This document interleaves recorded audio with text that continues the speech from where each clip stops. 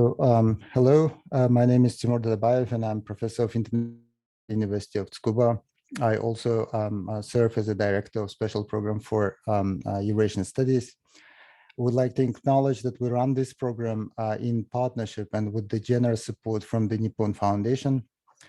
Today's roundtable discussion on migration issues in Central Asia is part of our series of lectures on Central Eurasian Studies in East Asia and beyond. We had several talks already.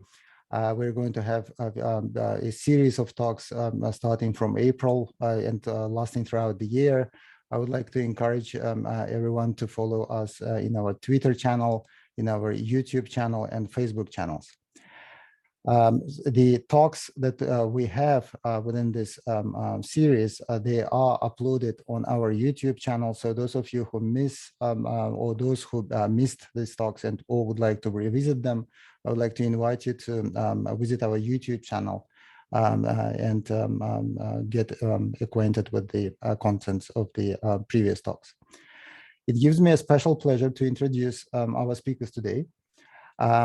It's moderated by Dr. Nafisa Nsimbayeva, who is a research fellow with the NIPCA project at the University of Tsukuba, and features Professor Rustamjon Urinboyev from Lund University, and our own Dr. Sherzod Eraliev, who received PhD from the University of Tsukuba in 2018, and is currently a research fellow at the University of Helsinki. The workshop also features our two current graduate NIPCA fellows, Ms. Manizha Rajabova and Aizhan Mukhamejanova as discussants. I will briefly introduce each of the speakers today. Professor Rustamjon Urinboyev is an associate professor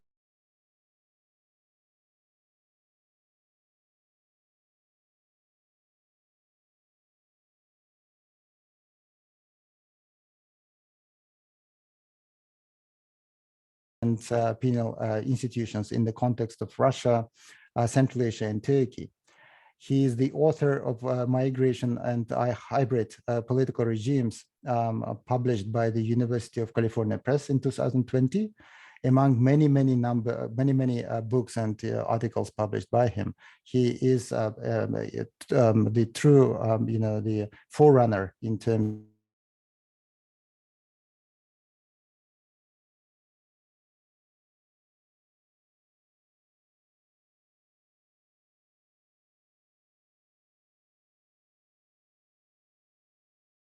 policies vis-a-vis labor migrants from Central Asia at the University of Tsukuba in 2018. He published extensively on migration issues related to Uzbek migration in Russia and Turkey in such journals as Current History, Central Asian Affairs, Ideology and Politics Journal, among many others.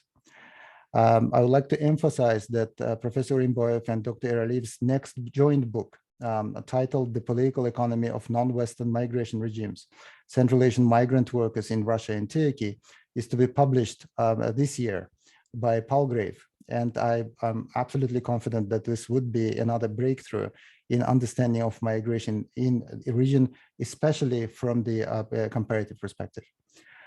Our discussants for today are two talented emerging researchers who are currently NIPCA fellows with the University of Tsukuba, where they are also completing their master papers with research topics closely related to migration. Ms. Manizha Rajabova is originally from Tajikistan and is currently working on the issues of Tajik return migration.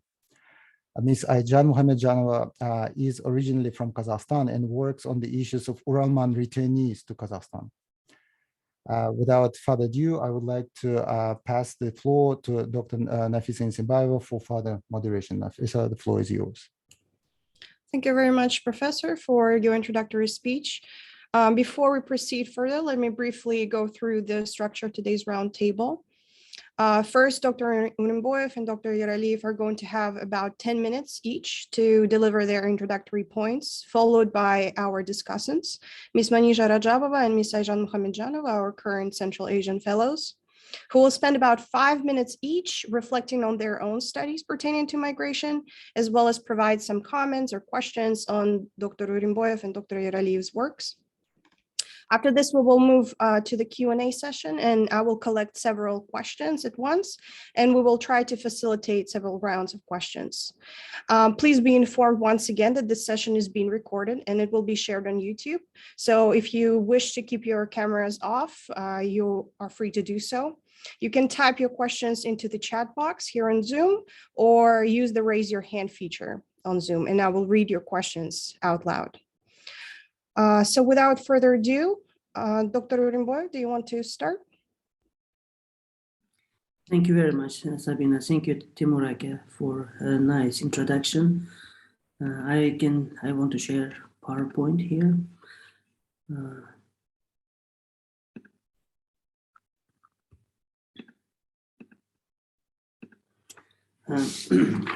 Once again, many thanks for a nice introduction. And today I would like to talk about two things. First, with Sherzod, when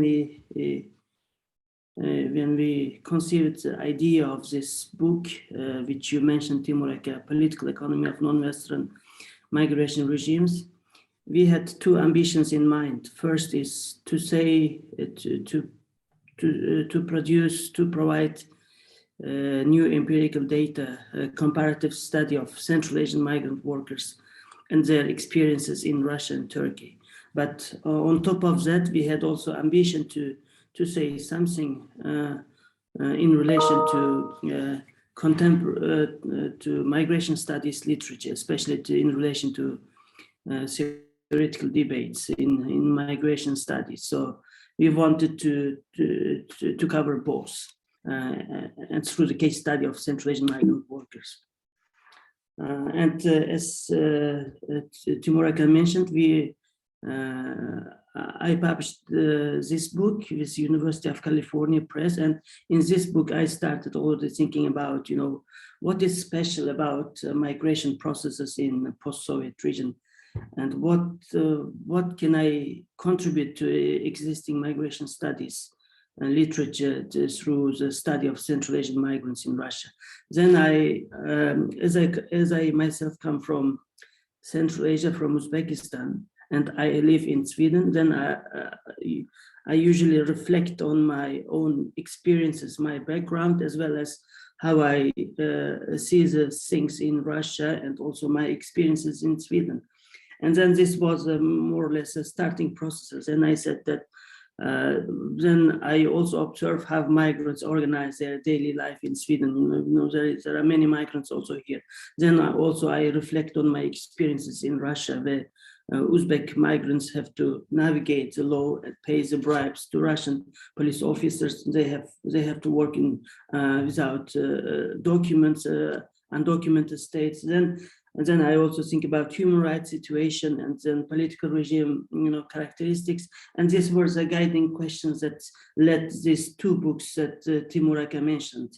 And then this was, then I tried to connect to migration regimes literature to see what is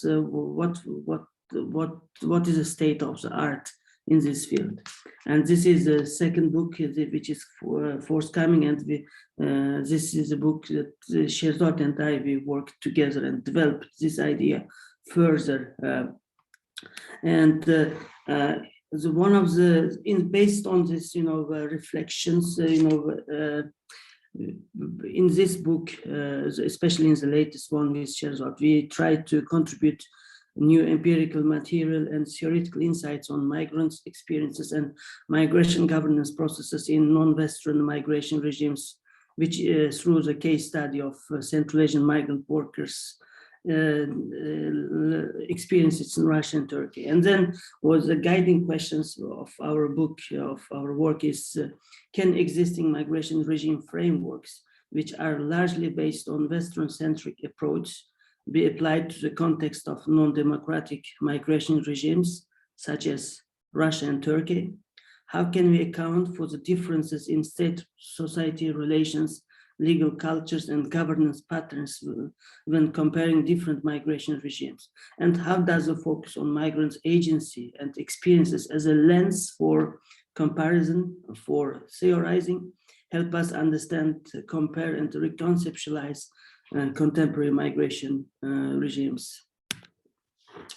And if we briefly review the contemporary immigration regime typologies literature, we find that there is extensive literature on immigration regime typologies, migration regime patterns. But this literature so far largely remains based on the study of migrants' experiences and immigration policies in the context of Western liberal democracies in North America, Western Europe, Australia, and then there is, as a result, there is limited attention granted to migration dynamics beyond North America and Western Europe. At least, from the lens that we described through this comparative element, and then there is little effort to theorize in relation to dominant migration regimes frameworks. And for example, the editors of the International Migration Review, it's a leading journal in migration studies, admit that 80% of articles published in the journal since 2016 geographically focus on North America and Western Europe. According to the World Migration Report, however, 12 of the top 20 destinations for international migrants consist of countries not belonging to traditional Western countries of North America, Western Europe, and Australia. And as a result, major non-Western migration destinations remain underrepresented by existing theories within migration studies, including those destinations such as Brazil, China, Gulf states, Indonesia, Malaysia, Russia, and Turkey. And this is, of course, due to the ongoing legacies of the Three Worlds division of social scientific labor, which tends to focus on global south-north migrations, while the migration processes in non-Western contexts remain underrepresented in comparative and theoretical debates. So this means, based on the review of the literature, we argue that there is a need to advance existing theories in migration studies beyond the Western-centric perspective. And then one of the arguments we make that without the comparative and analysis of large diversity of migration countries, we run the risk of relying on approaches and theoretical frameworks with limited applicability to non-Western migration context. And for example, during our field work, when we analyzed the data, we felt that we need more tools to understand the migration processes migrants experience in Russia and Turkey. So another thing is that the reason we make this distinction between Western and non-Western is that in Western-style democracies, we know that states' arbitrary power and the tendency to limit migrants' rights are significantly constrained by international human rights regime, independent national courts, and active civil society. While in non-democratic and also non-Western immigrant receiving countries, autocratic regime has more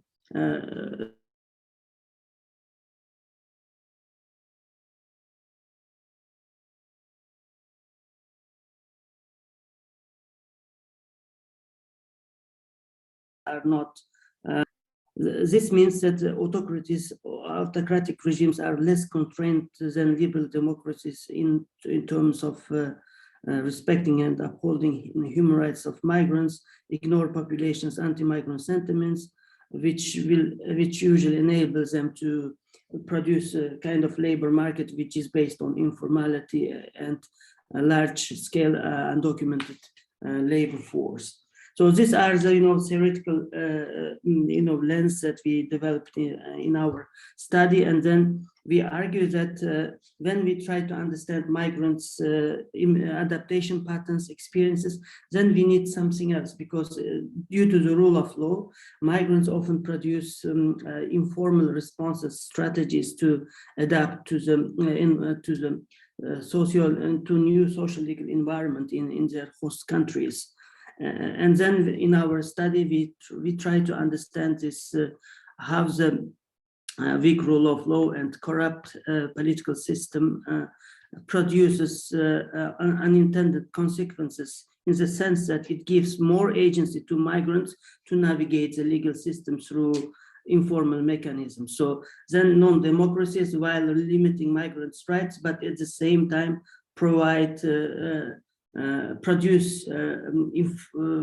opportunities for informal negotiation, for informal adaptation patterns. And this is what we have described through our ethnographic studies in Russia and Turkey, where Uzbek migrants in their daily life, despite the restrictive legal system, for example, in Russia, they find different ways to navigate the legal system, and they rely on the street-walled institutions like Chechen racketeers to recover their salary when they are not paid for their work, and then they usually get fake work permits, fake documents, and then they use it as a tool of negotiation when they are stopped by police officers. And then also in our book we show that migration, migrant labor market is also based on the social networks and social norms that migrants bring with them from their home country to the new environment, and then they rely on their village level social norms to negotiate the rules of the game in migrant labor market. And then we also show how these dynamics work out also in the context of Turkey. So I think 10 minutes is not enough to describe the entire empirical data, but what we want to do in this book is to, unlike the dominant approach in migration regime typologist literature, we are not comparing migration policies and laws, but we are trying to compare Russia and Turkey through the lived experiences of migrants and how migrants negotiate the legal regime, how migrants adapt to the new legal to new environment in their host country. So we are using migrants' experience as a lens for comparison, as a lens to understand and compare different migration regimes. So we argue that there is when we try to understand how migrants organize their daily life in non-Western migration locales such as Russia and Turkey, I think it's not sufficient to look at the law in books and how migration policies are designed in the paper, but we try to understand it through the real life experiences of migrants. We argue for the necessity to use this bottom-up comparison of migration regimes. I think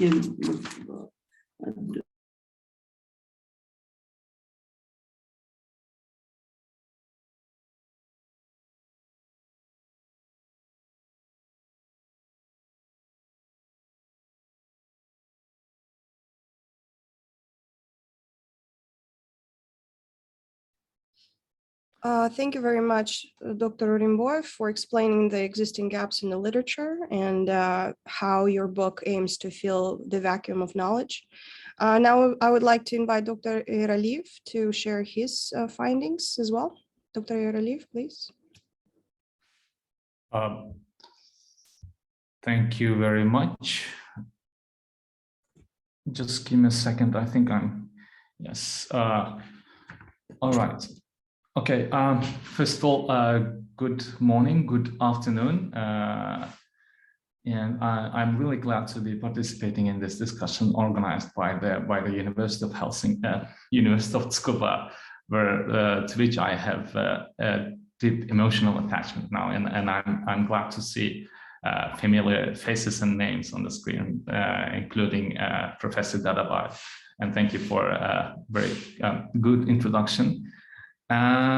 So Rustam has already talked briefly about the main arguments and the main content of the upcoming book, but maybe I thought we could talk about the gender differences in gender aspects. I mean, when writing this book, we had a lot of differences, a lot of striking differences, I should say, when comparing the experiences of migrants in Russia and Turkey. So gender being the role of their gender being one of these experiences. And I should say that I'm not a gender specialist. I just thought that we need to start stressing the importance of studying experiences of migrants of both genders when it comes to Central Asian migration. Statistically, we know that almost half of 300 million migrants worldwide are women. Still, literature on gender aspects of migration, although growing in recent years, as argued by a lot of gender specialists, it's still relatively small. And this concerns especially Central Asian migrants. Most of available literature on Central Asian migration to Russia mostly cover experiences of male migrants, and this is understandable because migration has been mostly male-dominated. However, as we've been witnessing in the recent years, there is a so-called feminization of migration in the recent years. And if we take into account that Turkey has become one of the maybe the second largest destination for migrants from Central Asia, and the labor market structure of this country offers a lot of demand for female work, and the need to start to look at this aspect also becomes quite obvious. To understand who and why migrates to Russia or Turkey or other countries, maybe we first need to have a very brief look at the home societies of migrants. As we know, Central Asia represents an interesting blend of modernity and religious traditions and customs, and whilst cautious of these fallacious generalizations, I mean, to be very short, maybe I should say that women are expected to obey the rules of elderly family members, especially young female family members, and it's not only within the family, but also there is a societal pressure to be followed, pressure to follow the norms and rules accepted in society. However, this doesn't mean that women in Central Asia does not have any agency of their own. Moreover, I should stress this: social disruptions associated with economic decline, high unemployment rates, the decline of living standards, and in recent decades have altered the gender roles within a significant society, within a significant number of families across Central Asia. Initially, as we know, men became labor migrants, finding jobs mostly in Russia and also in other countries, and then later on, in many places across Central Asia, probably firstly among Kyrgyz migrants, and then following in other migrant groups, ethnic groups, women sometimes as the only breadwinner, sometimes as accompanying their migrant spouse. They also started to participate in this labor migration. As we know, divorce in most traditional families across Central Asia, it's stigmatized, especially for women. Since couples after marriage, they live in the groom's house or groom's parents' house, and then after divorce, they have to go back to their divorced women have to go back to their parents' house, where, I mean, she is usually unwelcome because, I mean, she might bring shame, she might bring discomfort. But I mean, I don't want to be, I mean, generalizing here, but still, I mean, this a lot of migrant women that we have interviewed, that we have talked to, we had this understanding that this divorce has played a distinctive role in the decision to migrate. And so the need to sustain the children independently, to buy one's own housing, or to escape possible harassment, or to simply start a new life, may push these divorced women to seek employment in other countries where salaries are higher and one's marital status does not cause gossips. So this also supports the notion that migration is not all, migration does not always derive from economic reasons alone. This may be one group, and there is also, we have women who are wives who are accompanying their migrant husbands. I talked about this single mothers or divorced women looking for earnings to buy housing or feed their children, or just escaping harassment, or all of the reasons at the same time.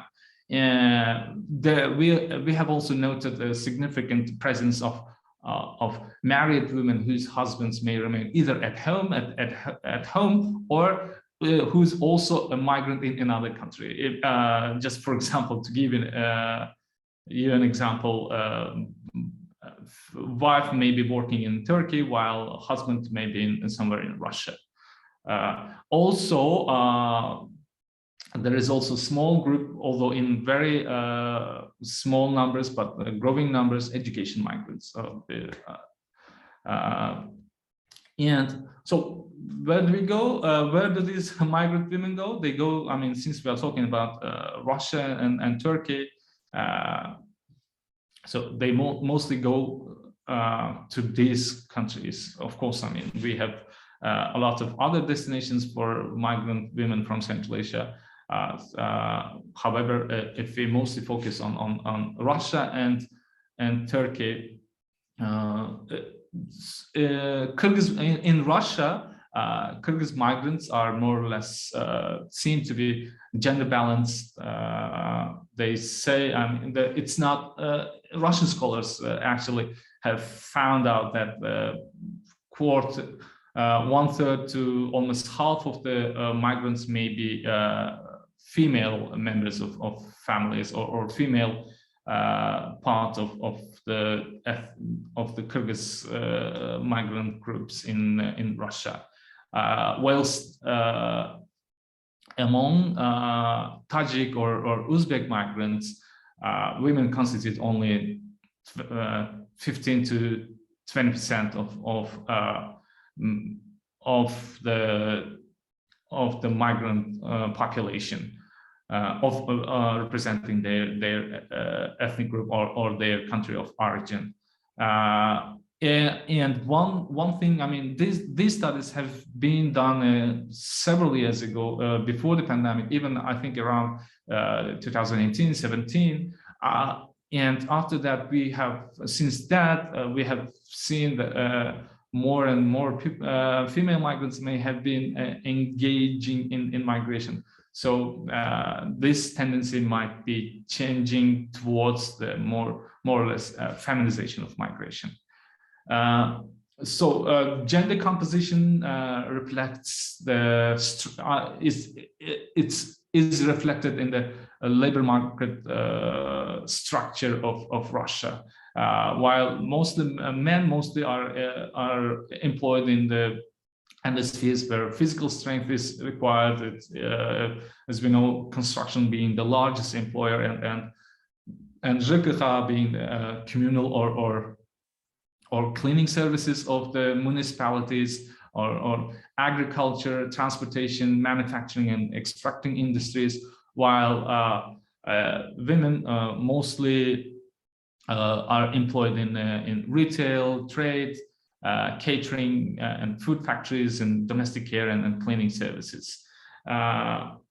It seems one of the very serious problems that women migrants face is the availability or unavailability of healthcare services. since the government polyclinics or government healthcare facilities, they don't usually accept, because I mean, in many cases, not all of the migrants may have a documented status, and private healthcare facilities are too expensive for migrants, while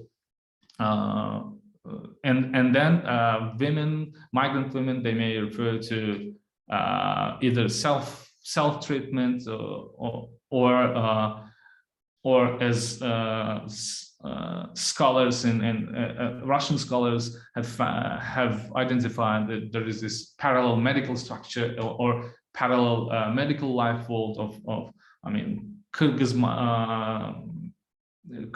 clinics serving the Kyrgyz migrants, or the Uzbek dental services, and so on and so forth. So which necessarily do not look at the documented status of a patient, or do not or offer quite competitive prices for their services, and so on and so forth. And in which case also the quality of the service may also be an issue of question. And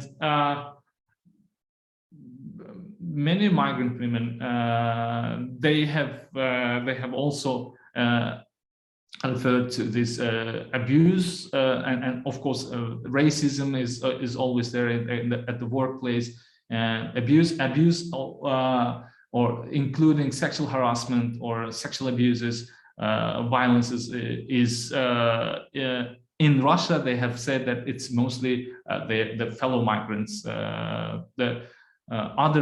it's just other migrants, not necessarily being the local population or the employers or the Russian employers of migrants.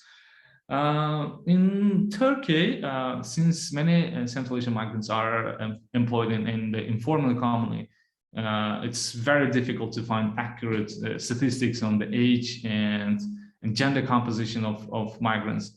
However, our daily observations and the composition of our informants, the number of informants indicate that women constitute the majority of migrants. It's not only about Central Asian migration. It seems it's the structure of Turkish labor market that offers more jobs to female migrants.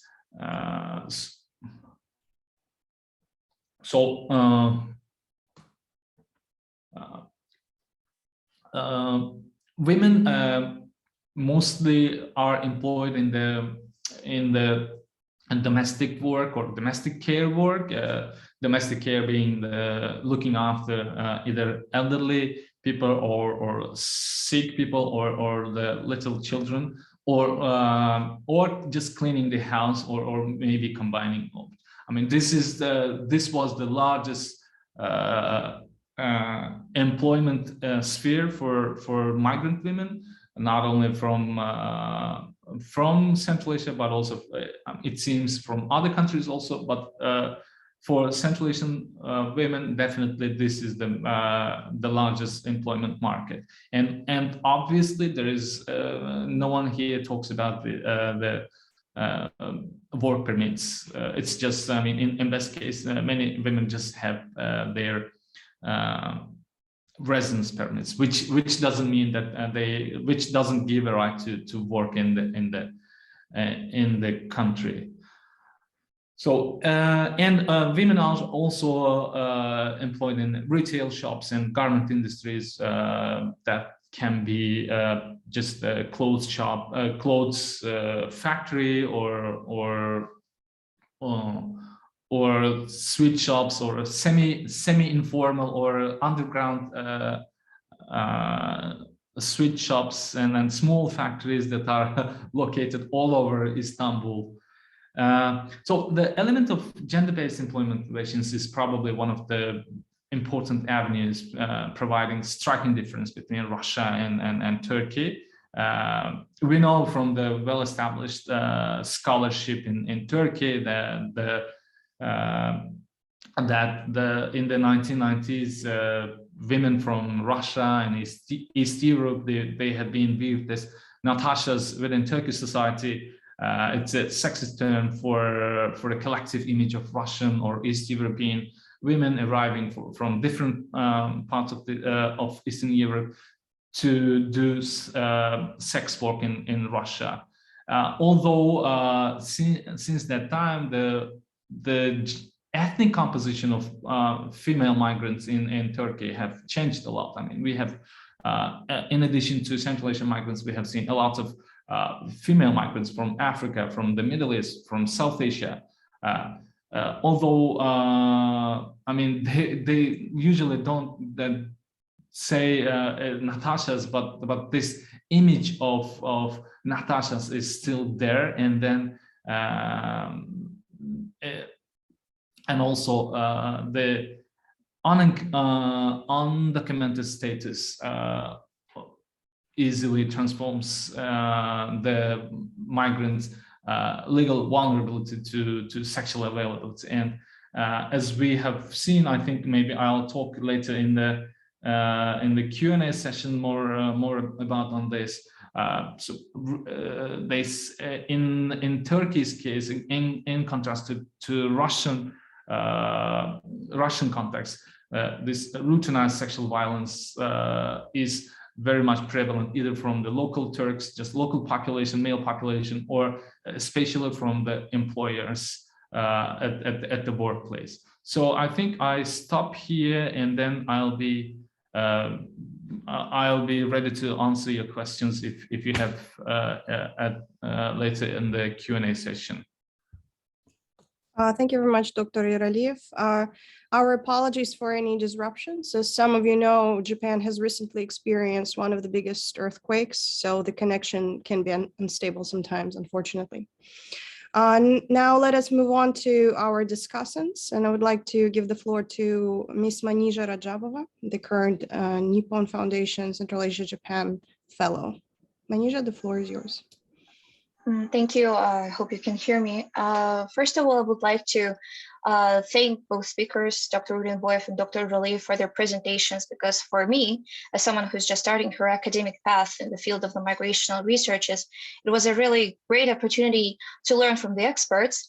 And I would like to reflect on both presentations briefly using my time. First of all, Dr. Urinboyev would like to agree on the fact that the migrant experiences in non-Western countries still continue to be underrepresented, as the same stands for the dimension of the educational migration, as I based my research on the experiences of Tajik students who have studied abroad and returned back to their home country. And there's a lot of papers and articles and researches made about the educational migrations in the Western countries in between them, but there is not enough written about the Tajik students and the Central Asian students in general migrating to the similar regimes, like in between the Central Asian countries or even from Central Asia to Russia. And in one of your book reviews, I believe, you've mentioned, and as well as in this presentation, you have covered the issue of the migrant experiences in this country, so to speak, in non-democratic settings. And I'd like to add something that I have learned in the course of my own research, is that the experiences of Tajik students getting their education abroad, it's not only about getting an education, but it's also about getting some cultural, social experience that changes their perception of their home country after their return. And the fact is that the Tajik students find it so much easier to adapt to the Russian academic setting, and not only just setting, but also to the legal framework, as you have mentioned in your book review.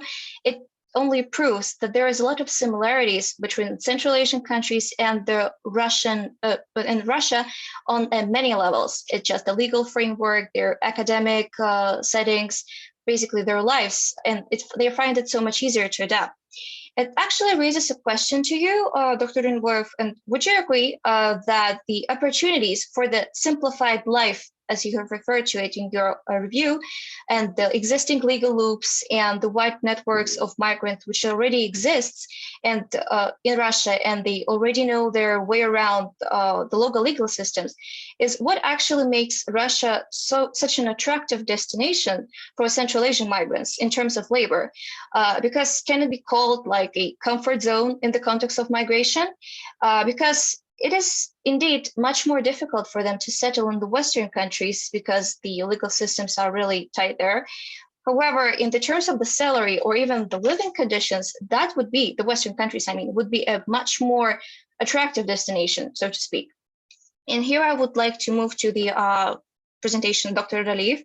I actually listened to your podcast about the experiences of female migrants in Turkey and Russia, and you have mentioned that you have made a substantial field work there with your colleague. And however, here it is where I find the differences with my own researches. From the perspective of the labor migration, Central Asian females still continue to be a vulnerable group because they do suffer from the sexual harassment in the workplace. There is a severe underpayment compared to male migrants. There's abuse and social pressure, which they actually face from their own fellow migrants, and it is still a problem. However, when women, for example, Tajik students, young females who migrate to Russia for the education, the purposes of education, they often see it as an opportunity for their own empowerment and improving their living conditions, as when they return, for example, they are able to find a better job opportunities in their home country, or if they settle in the host country, they're still able to change their lives for the better, if we'll refer to it in the simple terms, which is actually what I want to base my question to you around is, would you agree that the feminization of migration is being slowly accepted in the countries of the Central Asia by the local populations? Like, it's not only just about that women, by the fact that they're migrating, they're putting a shame on themselves, because they cannot be associated as the housewives and housekeepers anymore. They're empower themselves. They're working for themselves and trying to improve their work life conditions. And I'm asking you this because you have a substantial experience in the field, and I believe that you would be able to reflect on this situation retrospective, to see if there is a positive shift or there's still a very long way to go to that. And I think I've used my time here. So thank you once again for your presentations. And that's it for me. Thank you very much, Manizha, for your wonderful questions. Now I would like to give the floor to our second discussant, Aizhan Mukhamejanova. Aizhan, please go ahead. Hello, thank you very much for the presentation, Dr. Eraliev and Dr. Urinboyev. It was really, really interesting, especially Dr. Eraliev's article about the gender issues on migration, because my thesis on my study on female repatriation to Kazakhstan. So it's about ethnic Kazakhs moving back or migrating to Kazakhstan. But it is a little bit different in comparison with your article, because they are ethnic Kazakhs and they feel more comfortable in Kazakhstan because some of them speak Kazakh, even though they are telling that their Kazakh is different than Kazakhstani Kazakhs, and also some of them speak Russian, and it's much more easier maybe for them to assimilate in Kazakhstan. And also want to note that I think your article is one of the first articles about the female repatriation, female migration in Central Asia, because if, for example, when I checked all the statistics on migration in Kazakhstan, on repatriation, so there you can see the number of families or Kazakhstanis moved to Kazakhstan, and in the brackets there are a number of people. So first of all the country consider the number of families coming back to Kazakhstan, but not consider the gender issues or gender differences maybe in migration, in repatriation. And And also I want to note that now from the 2021, the term Oralman changed to Kandas as the with the meaning saying blood. So still, and I want to also note that women in repatriation consider mostly as the part of the family, first of all, and then the let's say the person with their own experience in looking for a job or education and etc. in the society. So first of all, it's the a member of the family, and then a woman, for example. And so thank you very much for your presentation and the article. And considering the experiences on women you interviewed in Russia, and also the looking to them through the transmigrational theory, I feel that as they are as the Central Asian countries, most of them are really traditional. Does this mean that traditionalism does hurt Central Asian women?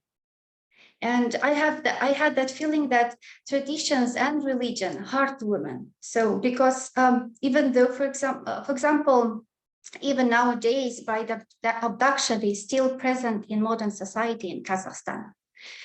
So this is my question to Dr. Eraliev, and I have a question to Dr. Urinboyev. Thank you very much for your presentation. And also reading your article, I thought that I'm afraid that illegal migration might be one of the way for human abduction or human trafficking. As I remember from the book of Marinka Franulovich about the human trafficking of Kyrgyz women, the human smuggling was one of the ways they help women in Kyrgyzstan to cross the border, and then when they found themselves as a slave in in different places in Kazakhstan, and also I'm thinking that you said that the traditional framework of migration is assimilation, acculturation, and also I forgot the third one, but I'm thinking that is the acculturation is important for seasonal migrants, or because they Central Asian, for example, migrants, when they go to Russia, they spend just several months in let's say Russia. Yes, do they really want to for example, be a part of the society there, except of the working environment, where maybe they usually spend time with their friends and families, or the people from the same background. That's it from my side. Thank you very much. Thank you, Aizhan, for your wonderful insights. I agree with a lot of points that you've raised.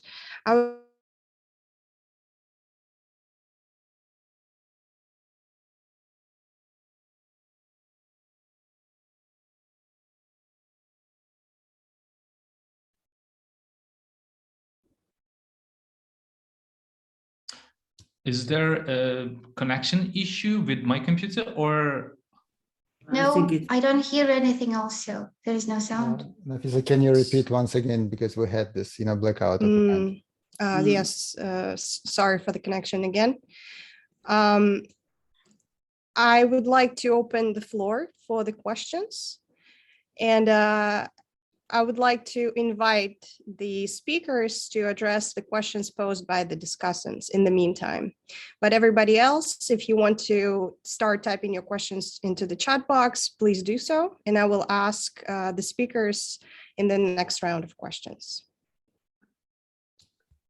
Thank you very much, Nafisa. I can start maybe, Sherzod, with Manizha's question about legal baggage, as I frame it. I think, thank you so much, Manizha, for your feedback and questions. And I think by talking about, migrants' adaptation patterns in Russia, and then their awareness of the ways of doing things in Russia, I think this is pointing out to the big debates in migration studies literature, especially socio-legal studies of migration. And there is extensive debate in migration studies about migrants' legal culture and how migrants carry their legal culture, legal baggage to their host country, and draw on this legal baggage when building their adaptation strategies in host countries. And I think when it comes to the example of Central Asian migrants, Kyrgyz or Uzbek, Tajik migrants, organizing their daily life in Russia, and I agree that there is a similarity between Russian and Uzbek legal cultures, ways of doing things in terms of informality, corruption, for example. Very often when I interviewed Uzbek migrants, they reflected on their experiences of giving bribes to traffic police officers in Uzbekistan, and then they already possessed this bribe giving skills, and then they drew on this pre-existing pre-migratory experiences when negotiating the rules of the game with Russian police officers. So in this sense, I think they migrants pre-migratory cultural knowledge helped them to adapt to Russian environment, while in the case of migrants moving to Western countries, probably it's a different legal culture, in the sense that it's not possible to, let's say, for example, to give bribe to Swedish police officer, because they simply don't accept it. While this is the bribe giving is a norm in Moscow, for example. So in this sense, I think I agree with you that this legal cultural differences as well as similarities play important role in migrants' adaptation strategies. And I think I advise you, if you are interested, and also about, thanks for pointing out also parallels to educational migration. I think it would be interesting, I think, if you compare this, if you, Timur, Professor Dadabaev, for example, publishing now about educational migration, especially Uzbek educational migration pattern in Japan. And I think it would be interesting to do some kind of comparative study. I think this is just idea. The experience of Uzbeks or the Kyrgyz or Tajiks in Russia as an educational migrant, and also in Japan, probably, then I think this could be something interesting. And of course, I think it will be interesting to important to see more and more studies emerging in the context of non-Western migration locales, and then it would be good if you try to theorize and connect to the dominant migration studies literature, which is based on the examples of migrants in Western countries. And I want to, before giving the floor to Sherzod, I want to reflect on Aizhan's comments about illegal migration and human trafficking and smuggling. One thing that to note about our book is we are not romanticizing illegal migration, undocumented migration as adaptation strategy that is favorable. But what we want to argue is that undocumented migration is a fact. It's a way of life for migrants in Russia and Turkey. And then instead of condemning undocumented migration or using normative lens to talk about illegal migration, we are trying to explain how migrants make the best of the bad situation, how they navigate the legal system. So then we are trying to, instead of using this victimology perspective, we are trying to understand how migrants adapt to daily life in their new environment while being undocumented. And also about acculturation, seasonal migrants, I agree with you, Aizhan. It's not fully relevant, but the aim of giving literature review about acculturation in my book, it was not to argue that it's relevant, but I tried to show the state of the art in understanding migrants' adaptation to host countries. And then of course, I provided the critique of existing theories. And that was one part of the exercise, but I didn't make any case that it applies to the case of seasonal migrants. So just to clarify, thank you so much. I give floor to Sherzod now. Yeah, thank you, Rustamjon. Well, I think I start with this. I mean, the victimology perspective that you have just mentioned.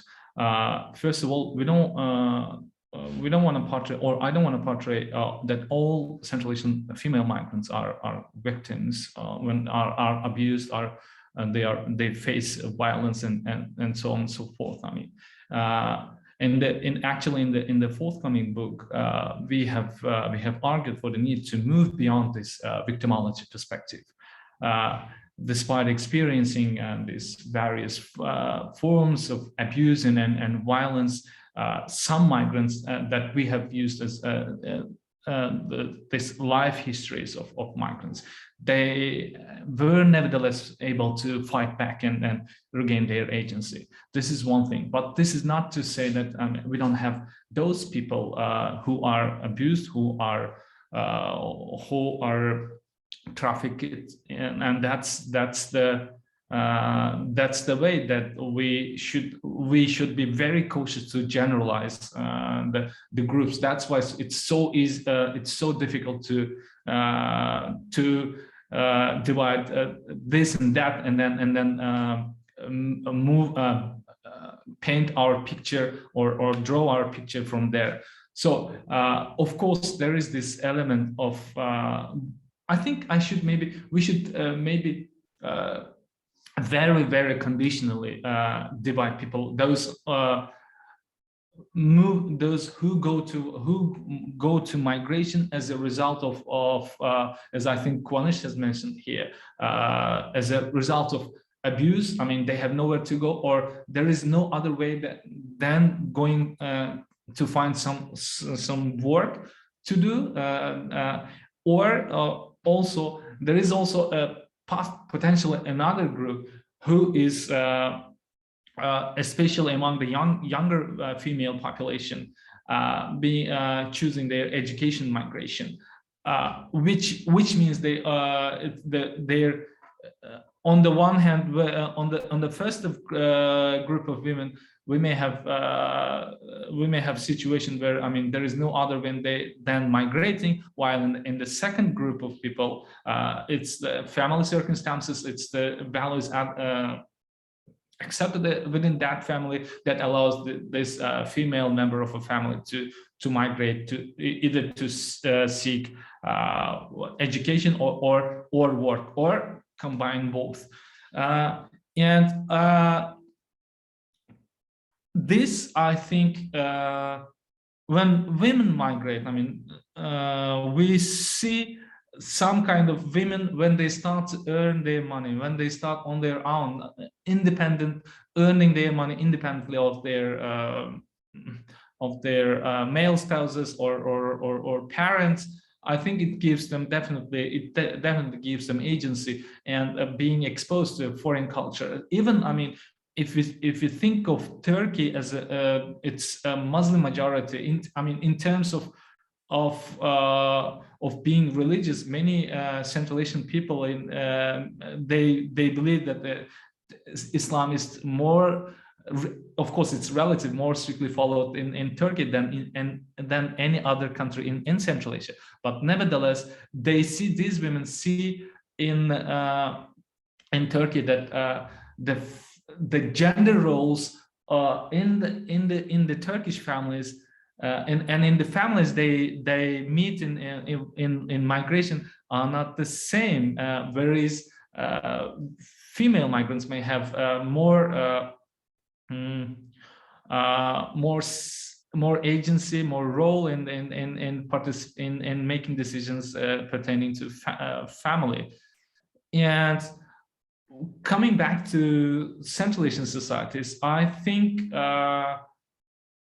now female migrants are not now as stigmatized as it was like I don't know 15, 20 years ago. Okay, I mean in the 1990s these were crisis times, and then more or less everything, I mean, relatively calmed down. Okay, it was the men going, and then at that time maybe female migrants going to migration may, especially in some rural areas of Uzbek or Tajik societies, they may it might have raised eyebrows of people. Now I think at least, I mean, in the part when I go to Uzbekistan, and I go often, at least in the parts where I have been, where I live, it seems it's this women migration, females, women participating in migration, it's not as stigmatized, and it's more or less getting normalized, or in other words, feminization of migration is not now accepted as something extraordinary. And I don't know if if about traditions being hurting women. On the one hand, yes, actually, maybe it's the traditions that potentially may hurt women. I mean, may push women to seek migration. I mean, as a result of the divorce, or as a result of abuse. I mean, without divorce. But it's Central Asian society is not societies are not. I mean, we cannot paint with one picture. I mean, they are so different. The gender roles do differ, not only between cities and urban or rural areas. Even within one community, it can differ. And on the one hand, maybe traditions play a role in pushing migrants to female migrants to migrate, but at the same time, we must not forget that women, even in these traditions, women do not have their agency. I think I mean, there is a lot of research on this. I think I'll just maybe quote, I think it was Shirin Akiner, who was saying that women in Central Asia, notwithstanding this, the pressure of traditions and customs, they still are able to negotiate their positions, if not within the community, then within their family. I think I talked too much. If I didn't answer, if it wasn't clear enough, I'm ready to come back again. Thank you very much. I will ask the questions in the chat, and then we have Professor Dadabaev, who has a question as well. I think, Sherzod, you've addressed this question partially, but maybe you want to add something. From Kuanish Uzbekov, do you see any relationship between women emancipation in CA region and their migration to other countries? And also from Jasur, your data collection and data analysis briefly. What kind of difficulties did you face during the period of data collection for research, and how did you solve these problems? And Professor Dadabaev? Yep, thank you very much for this very insightful presentation. We had actually both theoretical and then empirical discussion at the same time, which is very enriching. And I have one question to Rustamjon, and that is related to the theory. You refer to the non-Western migration regimes, and this is something that really draws my attention because it seems to me that I don't have answer to that, but it seems to me that there are this divisions made between Western, non-Western. And my question is, could there be a typology which is more diverse, maybe regional migration regimes or ethnic migration regimes or something like this? I understand what you're referring to in terms of norms and practices and stuff, but what your view on this is. And another question that I had to Sherzod was, thank you very much. Actually, I really enjoyed your presentation, especially about this gender perspective.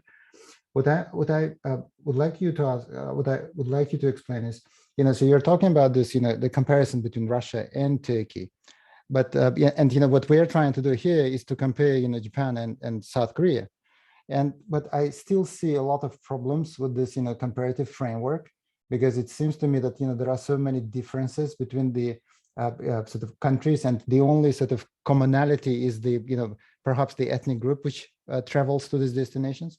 So I'm just wondering, if you can produce or suggest a framework to compare, what would be the elements that would need to be taken into account in order to provide this, the theoretical framework that would empower us to compare not only particular cases like Russia, Turkey, Japan, South Korea, but apply it universally without actually thinking of the values and specificities of each case. Actually, if Rustamjon has any inputs on that, it would be also very appreciated. Thank you. Thank you very much, Professor Dadabaev. And we have one more question in the chat from Yang Zhao. Thank you very much for sharing your research, Dr. Sherzod Eraliev. I'm wondering how you recruited female participants and collected data from them during your fieldwork as an Uzbek male. I'm doing fieldwork on gender and aspiration in Tashkent, but I haven't been able to collect much data from Uzbek females as a foreign male. Maybe Sherzod, would you like to start? Yes. Okay, maybe if you don't mind, I'll start from this last question. First of all, for the article, if you're referring to the article that I've shared with Nafisa and I guess other colleagues earlier, it's that female migrants in Russia. Of course, it's not that easy to gain access. Okay, one thing is you get access, which is not which may not be necessarily difficult, but the second level is the second thing is the gaining of trust. I mean, the person asks immediately himself or herself, should I trust this person, especially coming from this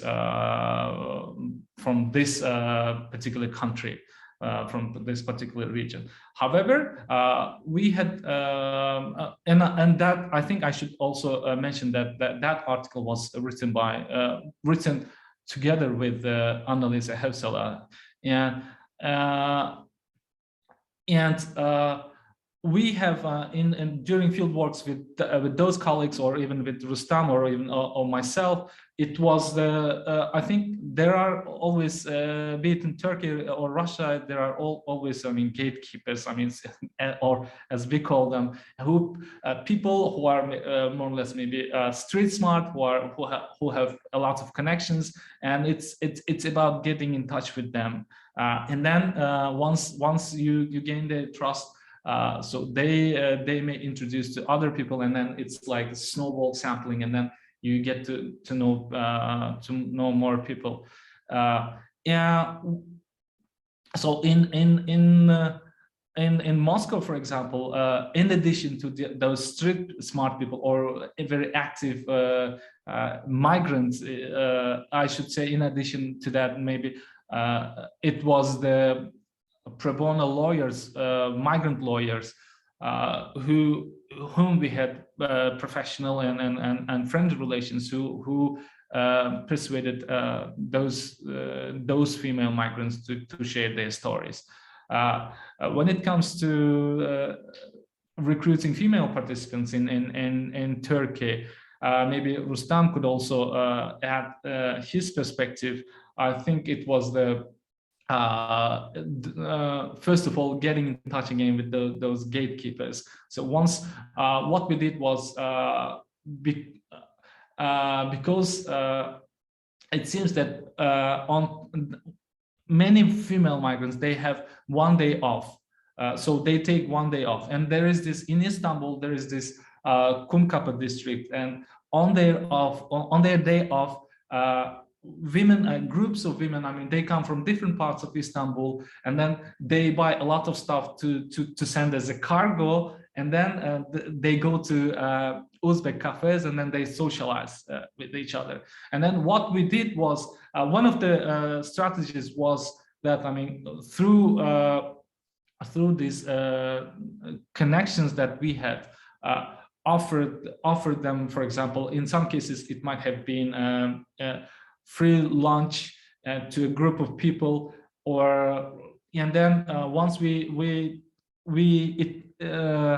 once we gained their trust, once they shared their stories, and then they were very eager to tell their stories, and then they would say, oh, I know, and we were asking these questions and different questions, and then, oh, about your that question, maybe I have that person, maybe do you want me if I call her or next time? So it was like this, that we were able to talk to a lot of female migrants. I think I partly answered the Kwanish's question. I see there is definitely correlation between women's emancipation and in the region and their migration. Jasur's question. Hi, Jasur. I think I've shared I think we've shared with each other a couple of words on this matter. I just partly explained this data collection, maybe data analysis. Maybe Rustam, do you want to add on this? Thank you, Sherzod. I think I can also say a few more words about access and gender differences and the data collection process. And actually, I think Sherzod would probably agree with me that we found it much easier to interview female migrants than male migrants. Before the fieldwork, we had a understanding that it would be difficult to gain access and to the world of female migrants in Istanbul. But much to our surprise, it was quite easy. And in addition to sitting in Uzbek cafe in Kumkapı, we also randomly stopped Uzbek female migrants on the streets of Kumkapı, and they said, hey, how are you? Can we have a chat? We are doing this work. And then, when we used this strategy in relation to male migrants, very often they were scared that we are working for the Uzbek security service. We were kind of agents of, or spies, collecting information about, migrants' religious behavior in Istanbul, But it was so hard to interview male migrants. But when it comes to female migrants, they were open, and then they were not afraid.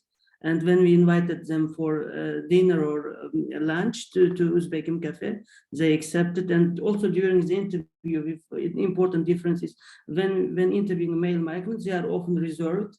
They are selective in giving information, while female migrants are very expressive. They openly talk about emotions, sexual harassment they experience on a daily basis from their, they say, hungry Turkish employers. So it was a lot easier to interview female migrants, but this was not the case in Moscow, because in Istanbul, very often most of the female migrants we interviewed, they are divorced and emancipated Uzbek women who experienced abuse in their home country, and they came to Istanbul and they became resilient and they developed different skills, and they became street smart in Istanbul. So in women in Istanbul, they were very strong. But this was not the case in Moscow. In Moscow, very often female migrants, they come to Moscow together with their husband, or they face pressure from dominant male migrant population in Moscow. That's why in the female migrants in Moscow, they had less freedom, less agency, while in Istanbul, we were impressed by the agency of female migrants. And sometimes we had this data collected about intimate relations. Sometimes it was strange that unlike to Uzbek cultural migrants' expectation, it was the female migrants who actually initiated sexual relations with male Uzbek migrants, and then they even paid for the one-night hotel stand, rented some of the Uzbek male migrants that we know. So this was a surprise for us. So the emancipation was to this level. So this is something we are reflecting also in our forthcoming book. When we talk about labor market and adaptation dynamics in Istanbul. I think I have more or less covered.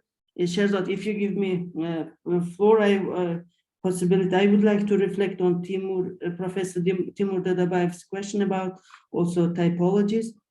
I agree with you, Timur, that there could be more typologies. We see our research as a kind of starting point, and we would like to initiate debates in comparative and theoretical debates in migration studies. And we position our book as a kind of attempt to broaden the scope of migration studies, especially typologies beyond the Western-centric, literature. And of course, the regional typologies or ethnic typologies are also welcome additions, I think, to this under-researched, to the research field that is still dominated by Western-centric approach. And the reason we use the term non-Western, Western typologies, we are, West is, we know that West is about, rule of law, democracy, governance, and these are the set of values that often characterize West.